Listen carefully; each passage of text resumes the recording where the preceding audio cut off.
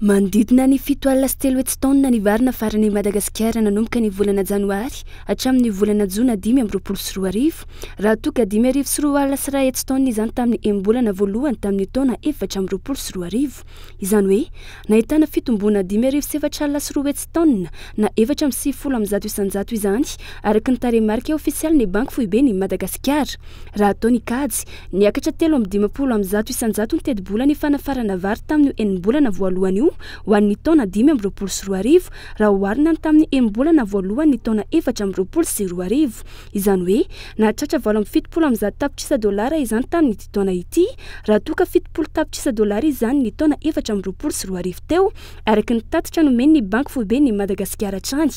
mampiseho miharihary izany fa tsy manana finiavana politika amin'ny fanohanana ny tatsaha sy fampitomboana ny famokarana ny fitondram-panjakana. Spectacle betsaka ao anatin'izy izy lasa communication politique no betsaka fa ilay tena voto atondresaka ilay tena asa eny anivon'ny tantsaha tsy tena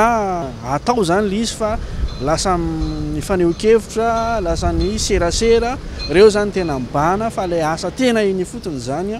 tsy tena hita mivangana le izy manarak'izay dia sady mampaharisarisa ny ariary le izy vola malagasy mampaharisarisa ihany koa ny famokarana tantsaha satria maninona mamono ny famokarana eto anatiny ny fanafaratsika vary betsaka sahala amin'io manahirana amin'ny mpitondra ankehitriny dia milaza fa tsy matory andro manalina nefany manafatra vary tsisy olona tsy mahay manafatra vary zany mahay manafatra daholo zay mitondra fa ny mamboly ny sarotra ka aleo re le asa sarotra tena atao tsika mantsy malaza be raharaha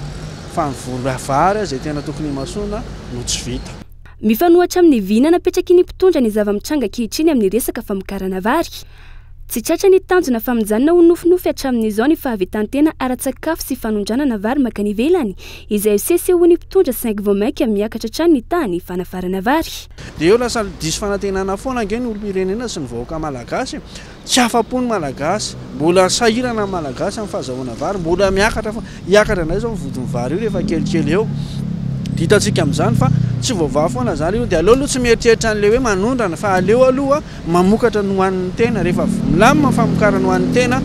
tonga foana ny fanondranana rehefa hanohana ny tantsaha dia mila teti-bola mazava atria mila teti-bola fanohanana raha teknika misy teknisianina miasa any zany mila teti-bola ny fikarakarana an'ireny loharano sy barazy isan-karazany ireny mila vola zany mila vola ihany koa ny fanohanana sy fikarohana resaka masom-boly voafantina dikan'izay rehefa tsy mipetraka io resaka teti-bola mazava ny fambolena io ny dikany rehefa tsy mipetraka izay dia lasa nofo ratsy io. Tsy marina ve ilay serasera izay ny eo amin'ny fitondrana ihany no mivoy azy fa mahavokatra 12 taona isaky ny hektara ilay vary safiotra ka ampitomboana aingana ny famokarana anatiny.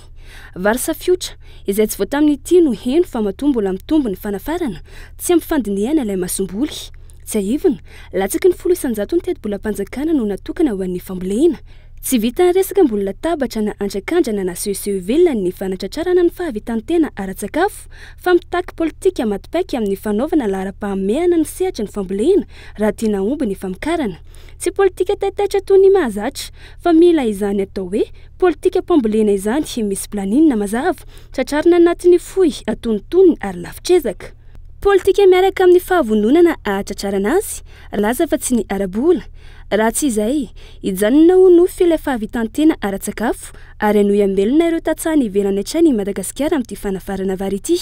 Tsy hisy fampandrosoana azo antenena ihany koa raha mbola foto-tsakafo iankinan-doha amin'ny any ivelany nefa isika manana tamin'ny midadasika mamokatra vahoaka tanora.